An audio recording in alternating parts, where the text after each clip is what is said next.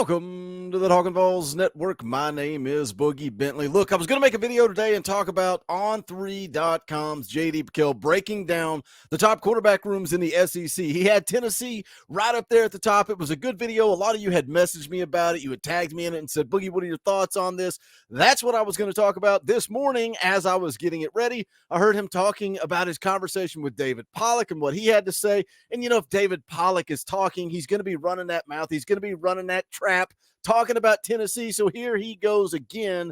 I'm listening to the video. He's throwing hate at Tennessee. So we're going to listen to David Pollack's comments. But have you ever listened to somebody talk trash or maybe talk a little bit of hate and it pisses you off? It triggers you just a little bit. But then as you listen, you think, oh, maybe this stings so much because some of it is true. We're going to listen to what David Pollack had to say about Tennessee going into this 2023 season. We're going to break it down, but you guys know what to do. As always, smash that thumbs up just below the video. It's quick, free, easy. It helps the channel. I would greatly appreciate it. Also, if you are new to the Talkin VAWLS Network, this is your first time ever watching a video, welcome. We're not experts. We're not insiders. This channel is for the fans, by the fans. If you like what we do, make sure you subscribe. Click that bell for notifications. You won't miss out when we go live or when we drop a video. We'll be live tonight. Tonight at 7 p.m. Eastern time, we're going to be breaking down the Tennessee defense heading into the spring. Excited to jump on here and talk a little ball with Coach Jay. The X Factor will be in the house. We'll see if Dobbers shows up or not. But going to be a good conversation, a lot of fun. Can't wait to hang out with you guys tonight. Again, 7 p.m. Eastern time. But let's go ahead and jump into it. Let's take a listen. Again, this is the hard count with J.D. McKill over at On3.com. Good video. We'll take a listen here to what David Pollack has to say. So where do you see Tennessee in the mix right now? Obviously, Hendon Hooker's gone. Jalen Hyatt's gone. Joe Milton taking over the reins. Where does Tennessee fit in that picture? I don't know, man. I don't know where they are. I don't think they can build their program like they did last year and continue to do that. And I say that I don't think you can always be a transfer destination, and that's how you build your team. Hendon Hooker was unbelievable, too. I don't think people gave him enough credit. Their best lineman, their right tackle. I think it's comical that right out of the gate, he says you can't be a transfer destination. We're talking about 2023 here. J.D. McKill is asking his thoughts on Tennessee heading into the 2023 season, and he says, I don't think you can be a transfer destination. Meanwhile, you look at Tennessee's depth chart. They've got Keenan Peely. They needed help at linebacker. They needed somebody to plug in at the linebacker position. Keenan Peely, a guy that has shown great leadership at BYU, a guy that's played a lot of football, a mature football player, is coming in and likely to start at the linebacker position at a position of need. You go to the secondary.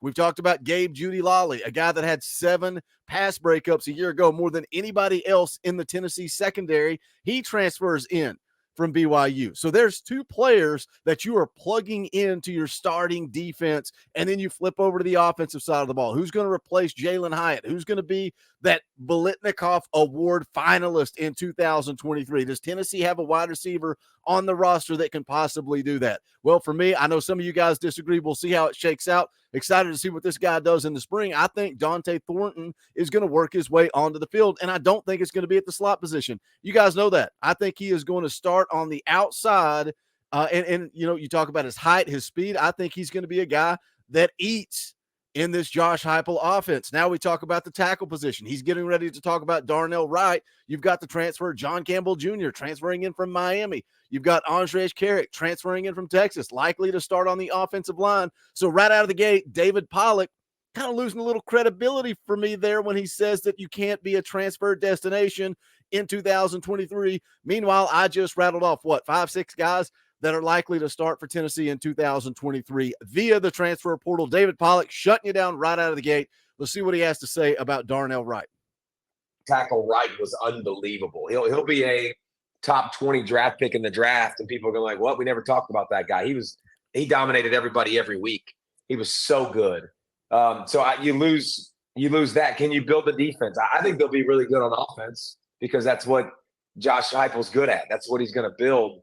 But can they build a credible defense? Because losing guys on that side too. I think Tennessee. This is a prove-it year for Tennessee. Like, are you going to be that next team in the SEC East behind Georgia? Are you going to be can you consistently be a team that challenges, or are you a flash in the pan excitement and then you drop back down? But this is where I start to buy in to what David Pollack is selling.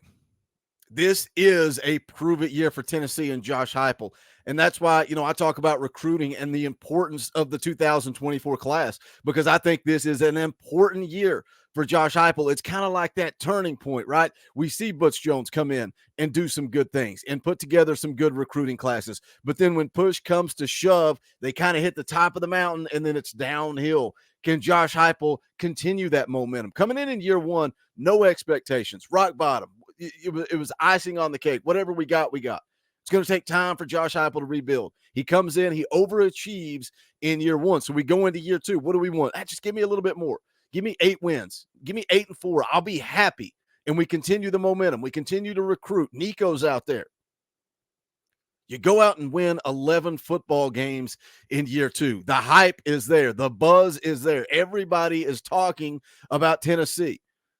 All these top recruits, all the videos I'm putting out about recruiting. I encourage you guys to go check those out because legitimate dudes are interested in Tennessee. The top wide receivers in the country, Jarrett Gibson, the #1 running back in the country, the top tight end in the country, top guys on the defensive line, at the edge position, on the interior defensive line, the top linebacker in the country.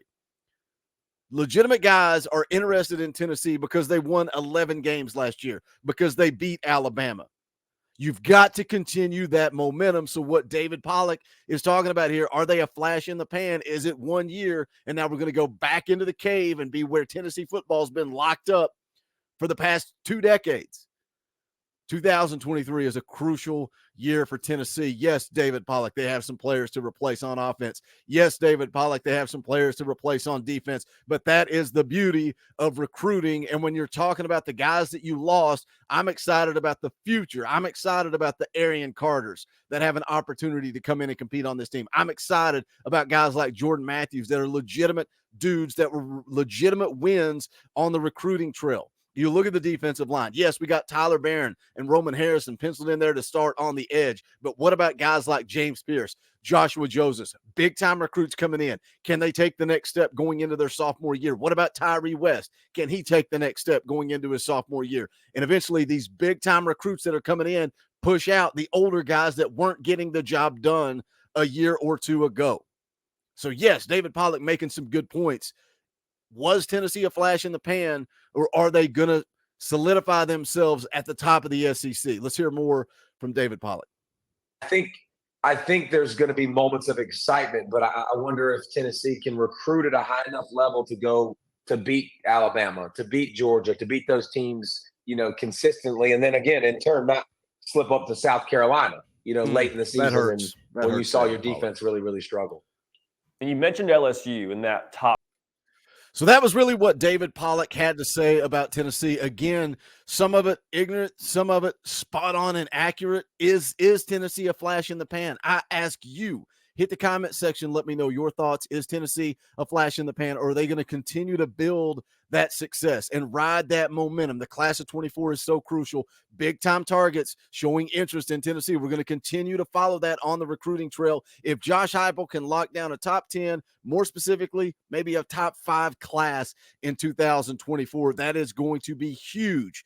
Huge for Tennessee moving forward. How crucial is 2023? A lot of you guys have said, Boogie, I think we take a step back in 2023 and then take a step forward in 2024 once this young talent that Josh Heupel has recruited comes in and take over. So hit the comment section. Let me know your thoughts. How important is this 2023 season? As always, do me a favor, smash the thumbs up on the way out the door. Go check out the official merchandise of the Talkin VAWLS Network. You can go to bonfire.com/store/Talkin VAWLS. Any and all support greatly appreciated. As always, thank you to the members of the channel.